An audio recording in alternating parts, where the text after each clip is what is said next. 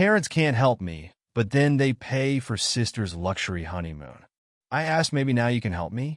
Go away, Dad said.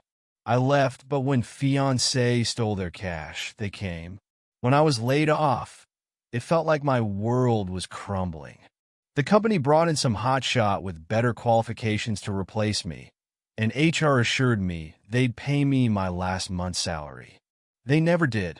I was left with no paycheck, no backup plan, and no time to process it all. I didn't tell anyone, especially not my parents.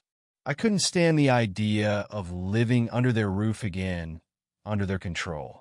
My dad had always been cold about things like that, saying things like a real man doesn't run home when things get tough. So I stuck it out. I took out a loan to cover the rent for a while, figuring I'd find something soon enough. But things were downhill. Every time I found a job that could keep me afloat, either the pay wasn't enough or some random crap would pop up, like a parking ticket I couldn't afford or a tooth infection that cost hundreds in medicine and dental work. I was sinking fast. After a few months of struggling, I finally reached my breaking point. I didn't want to do it, but I went back to my parents' house to ask for help. It was humiliating. We sat around the table, and after a long, awkward silence, my father finally spoke. "We can't help you," he said, his tone heavy. My mom apologized quietly, but it didn't soften the blow. I was on my own. I walked out of there feeling like the rug had been pulled out from under me again. A week later, my sister Katie posted a photo on Instagram. She was on a beach in the Maldives with her new husband. "Thank you for the most amazing luxury honeymoon." Read the caption, followed by a bunch of heart emojis. I try not to think too much about it. Her fiancé made a decent living, so maybe he'd saved up for the trip. But something nagged at me. I shot her a quick message. "Wow, your husband must have pulled out all the stops for this trip." She replied almost immediately, "Oh no, Mom and Dad paid for it." Isn't that sweet of them? I stared at my phone for a long time. I couldn't wrap my head around it. They couldn't help me when I was drowning in debt, but they had no problem paying for my sister's dream vacation. It felt like a slap in the face. I gave it another month, hoping something would change, but my situation didn't improve. I swallowed my pride and went back to their house. This time, they were all smiling when I arrived. We chatted about random things, and for a moment I thought things might actually be different this time. When I mentioned Katie's honeymoon, they said they'd done their best to help her start her new life. I hesitated, then finally asked, "Maybe you can help me now." My father's face immediately hardened. "Go away," he said flatly. "We're not going to help you. You're a man. You need to figure it out for yourself." I didn't argue. I just got up and left. I promised myself then and there that I'd never ask for their help again ever. One way or another, I was going to get myself out of this mess. And if they ever needed me, I wouldn't lift a finger. After my father told me to go away, I spent days fending off anger and disappointment. I threw myself into whatever work I could get. In the mornings, I moved inventory in a warehouse. Afternoons, I delivered groceries. Nights, I worked security at a nightclub. I didn't care how exhausting it was. I wasn't going to beg for anything again. But no matter how hard I worked, life had a way of hitting me with expenses. My car broke down again. Then I got a ticket for parking in a zone that had magically become a tow-away zone overnight. I developed this annoying cough, and because I didn't want it to turn into something serious, I went to a clinic. $100 later, I had antibiotics and an even thinner wallet. Just when I thought I couldn't take another hit, I got an email that changed everything. A startup I'd interviewed with months earlier wanted to hire me. They were growing fast and needed someone to run their marketing operations. It was a modern company, and the pay was decent. Within 2 months, I was out of debt, paid off my loan, and even had some savings. But just as I was getting a foothold, the chaos from my family began. One night I got a call from my grandmother. "Peter, it's Katie," she said, her voice sharp with worry. "There's been trouble." "What kind of trouble?" I asked. She hesitated. "I don't know the details, but you should go see her." I brushed it off at first. Probably just a little marital drama. But then my uncle called with a similar warning, and a day later, my mother left a tearful voicemail. Peter, please come home. It's important. Still, I ignored her until my dad called. I hadn't spoken to him since the last time he told me to get lost. We need you to come over, he said, his voice unusually subdued. What's going on? I asked, more irritated than worried. It's Katie, he said. Her husband stole from us. It's serious. That got my attention. I could hear the gravity of the situation in his voice. I didn't want to care, but curiosity got the better of me. When I got to the house, I knew something was seriously wrong. My mother was pacing the living room, her face pale and streaked with tears. Katie was curled up on the couch, her eyes hollow, as if she'd been crying for hours. My dad sat stiffly in his recliner, staring off into space. Okay, I said, crossing my arms. What's this about? My dad cleared his throat. Katie's husband, he's gone, he said quietly. Gone? What do you mean gone? He stole from us. Katie whispered, barely audible. I frowned. Stole what? Like some things from the house? No. My dad cut in, shaking his head. He took everything. Jewelry, emergency cash, and he emptied the savings accounts. All of it. My mom added, her voice shaking. We trusted him with some of our money, and he disappeared. It's over $50,000. $50,000. My brain froze for a second. I hadn't expected this. I turned to Katie. Did you have any idea he was capable of this? She shook her head. No. He was perfect. He was kind, thoughtful. He was my husband. I thought I knew him. I couldn't help but feel a bitter pang of schadenfreude. The golden child of the family had been betrayed, and now they were all paying the price. My father sighed deeply. We've already filed a police report, but there's no trace of him. And with so much money gone, we're in serious trouble. He paused, then looked me straight in the eye. Peter, we need your help. I let out a short, humorless laugh. My help? Really? That's funny. Peter, please, my mother said, coming closer. We wouldn't ask if it wasn't serious.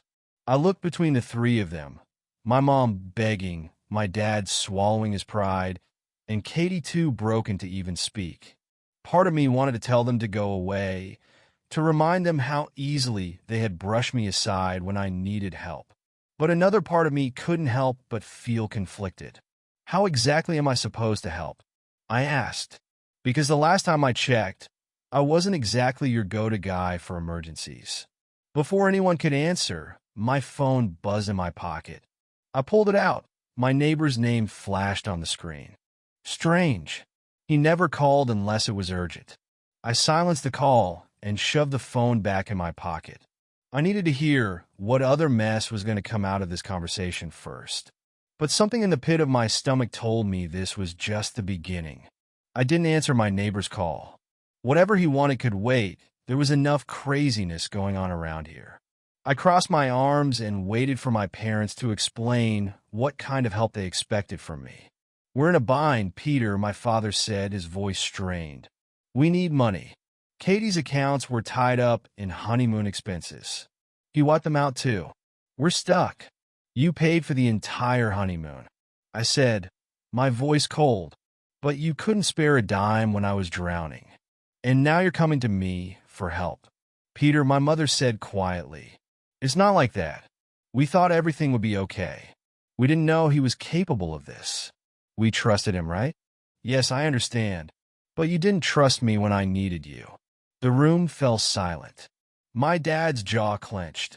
He hated being called out, but I wasn't going to make it easy for them. Katie finally spoke. I didn't know he was lying to me, Peter. I swear. He told me that everything was under control. I thought he loved me. Her voice broke, and I saw real pain in her eyes. Part of me wanted to keep pushing to remind them all how much they'd hurt me. But I couldn't shake the fact that Katie was truly broken. This wasn't the spoiled little sister I'd grown up resenting. She looked like someone who had just lost everything. Before I could decide what to say next, my phone buzzed again. Same caller, my neighbor. This time I sighed and answered. Yes? I answered, stepping into the hallway to get some distance. Peter, finally, he said, his voice panicked. You need to come back right away. Your apartment, someone broke in. I froze. What? They broke the door, man. I heard the commotion and called the cops, but it's bad. They tore the place apart. Did they catch them? No. They were gone by the time the cops showed up. But your place, it's a mess. You need to come see it. For a moment, I couldn't speak. I felt like the universe was playing a sick joke on me. Just when I thought I was finally ahead, life came swinging again. All right, I'll be there soon. I mumbled and hung up. I took a deep breath and walked back into the living room. I have to go, I said abruptly. Go? Peter, wait, Dash. My mom started. Someone broke into my apartment. I explained, cutting her off. So yeah, you're gonna have to figure this out without me. My dad sighed heavily. Peter, please. We'll figure out how to get the money later. But right now, we just need you to stay and help us sort things out. Are you kidding me? I snapped. You're asking me to help clean up your mess when my own life is falling apart again? They all stared at me, stunned into silence. For once, I didn't feel small under my father's gaze. I didn't feel like the family failure. I felt like the only one here with his priorities straight. Look, I said, my tone calmer now. I understand that this is bad, but you told me to figure things out when I needed you. Now it's your turn. I'll get back to you maybe, without waiting for an answer. I grabbed my coat and walked out. When I reached my apartment, I felt a wave of fear. The door had been kicked in and was hanging loosely from its frame. One of the neighbors was standing outside, talking to a policeman who nodded when he saw me. Are you the tenant? The officer asked.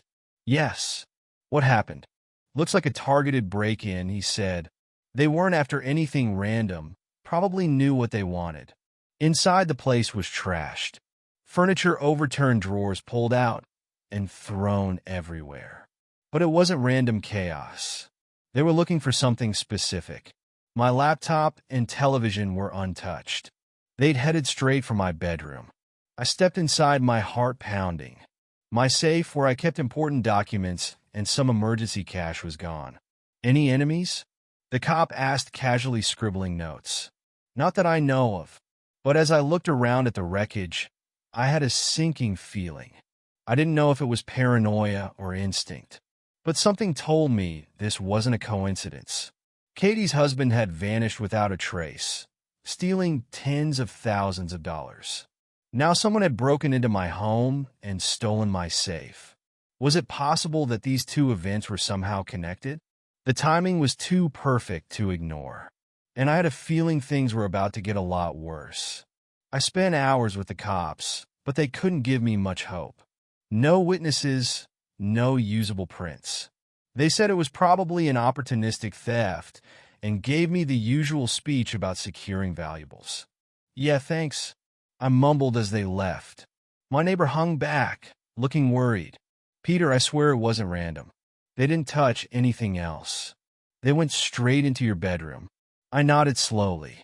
Yes, I noticed. After he left, I sat in the wreckage of my apartment, trying to connect the dots. Could this really have something to do with Katie's husband? Or was it just a freak coincidence? I didn't have any solid answers, but I couldn't shake the feeling that I was in the middle of something bigger than I realized. The safe wasn't worth just a few $100s. But inside were my passport, my birth certificate, and a small stash of cash. I thought about all the times Katie had bragged about her husband's business deals. What if one of those deals had gone bad? What if someone was looking for something connected to him? I needed answers, and unfortunately, that meant talking to Katie. The next morning, I went back to my parents' house. Katie looked like she hadn't slept at all. She was wrapped in a blanket, sipping coffee with a blank stare. My mom hovered nearby, glancing nervously between us as I walked in. I need to talk to Katie alone, I said. Of course, my mother said quickly. I'll be in the kitchen. She left without arguing. This was new. Usually, she couldn't resist inserting herself into every conversation. Katie didn't say anything at first. I pulled up a chair across from her and waited until she finally looked at me. "Did your husband have any enemies?" I asked bluntly. Her brow furrowed. "What do you mean?" "I mean, was he involved in anything shady? Business deals that might have pissed someone off?" She shook her head. "No. He was always so careful about that sort of thing. He hated risk." "Careful?" "Katie, he stole 50 grand from our family and disappeared." "I wouldn't call that careful." Her face crumpled, and for a second I thought she was going to cry again. But instead she gritted her teeth and said, "I didn't know he was capable of this. He seemed perfect. I don't know how I missed it." I sighed. "Look, I'm not here to you while you're down. But someone broke into my place last night. They tore the place apart and stole my safe." Her eyes widened. "What? Why would they?" "I was hoping you could tell me." "I have no idea," she said, shaking her head. "Do you think it has something to do with him?" "I don't know. But the timing is too strange to ignore." She was silent for a moment, thinking. "There was one thing," she finally said. "A few weeks before he left, he got a package in the mail. He wouldn't tell me what it was, just said it was work stuff. He got really secretive after that. I thought maybe it was a surprise gift or something." "What kind of package?" "Small, like a shoebox. I didn't see him with it after that day." I frowned. Could the break-in have something to do with his package? Maybe whoever broke into my place was looking for it, thinking I had it. "Anything else strange?" I asked. She hesitated, then said, "He started taking more money out of the bank." I asked why, and he said he was just being cautious. He didn't trust credit cards anymore. I thought it was strange, but I didn't push it. It didn't help much, but it confirmed one thing. Her husband had been hiding something, and now whatever he was involved in was bleeding into my life. That night, I did some digging. I found one of his old business profiles on the internet. It wasn't much, just a rundown of his past projects. But one name caught my eye, a former business partner named Derek Hayes. I vaguely remembered Katie mentioning him once, saying they'd had a falling out. I found Derek on LinkedIn and sent him a message, half expecting him to ignore it. To my surprise, he replied within an hour. "I was wondering when someone from your family would reach out. We need to talk. Call me." He included his number. My hands tightened around the phone. This was escalating quickly, and I wasn't sure I was ready for whatever came next.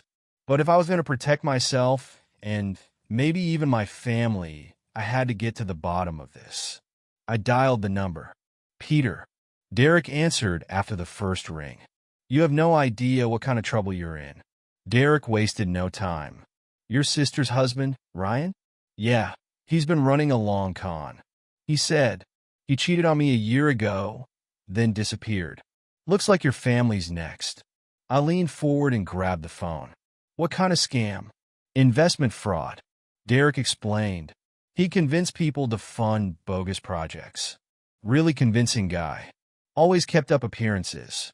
Last time I saw him, he mentioned something about retiring soon. I figured he was planning a big score before he disappeared for good. My mind raced. Ryan had emptied my parents' savings, but that didn't explain the break-in at my apartment. But why would someone break into my apartment? I asked. "Because Ryan's not just running from angry investors," Derek said. "He's running from some people you don't want to mess with. People who want their money back. They probably think you or your family have something valuable, maybe that package he was hiding." The package. Katie's shoebox-sized mystery package. "Do you think they're looking for that package?" "Probably," Derek said. "If they think you have it, you're in their crosshairs." I hung up, my head spinning. This whole mess wasn't just about a runaway husband anymore.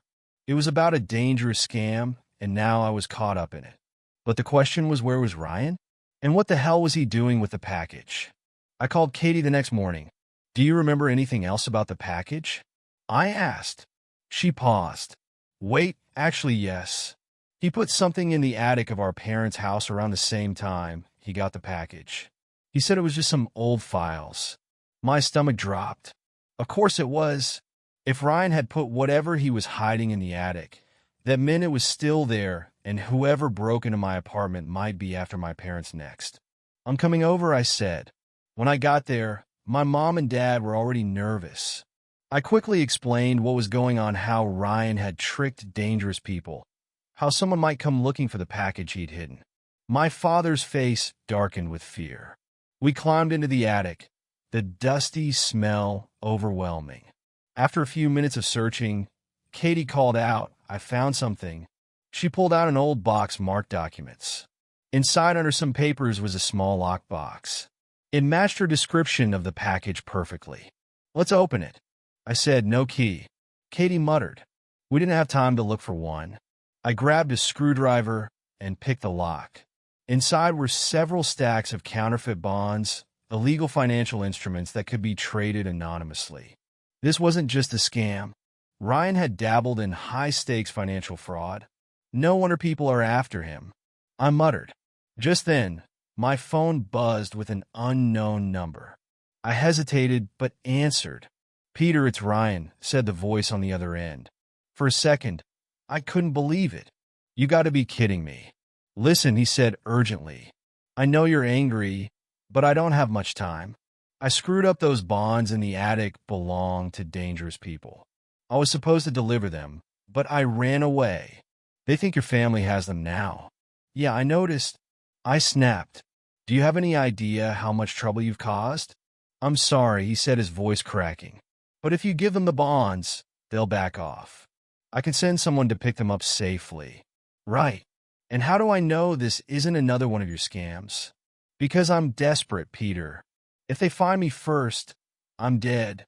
After weighing my options, I decided to call Derek again. He had connections with law enforcement and helped arrange for the bonds to be turned over to the authorities. We set up a meeting under police surveillance. The men who had been chasing Ryan showed up angry, but eventually backed off when they saw the cops. Ryan didn't come back. He went into hiding. I doubted I'd ever see him again, but at least the threat was over.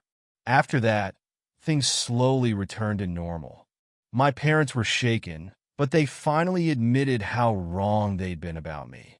They apologized not just for the past few months, but for all the years they had put Katie on a pedestal while dismissing my struggles. Katie and I also grew closer.